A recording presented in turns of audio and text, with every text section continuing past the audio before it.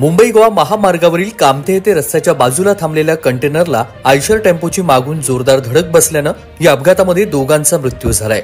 ही घटना गुरुवारी सकाळी घडलेली आहे। या अपघातामध्ये ऋत्विक शिरोडकर, रामकृष्ण शेहनी अशी मृत्यू झालेल्यांची नावे आहेत।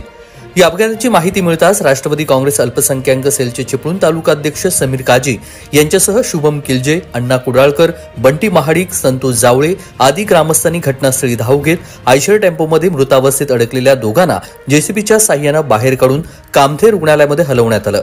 अपघात इतका भीषण होता की आयशर टेम्पोच्या केबिनचा देखील चक्काचूर झालाय। मुंबई गोवा महामार्गावरती कामथे येथील रस्त्यालगत 22 चाकी कंटेनर उभा होता आणि याच वेळी मुंबईहून वेंगुर्लाकडे जाणाऱ्या आयशर गाडीनं येऊन धडक दिली। सदरच्या धडकेमध्ये दोघांचा मृत्यू झालेला आहे।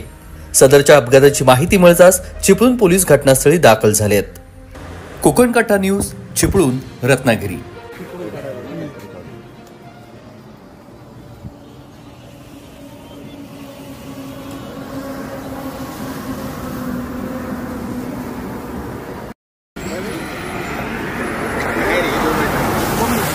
Mierda.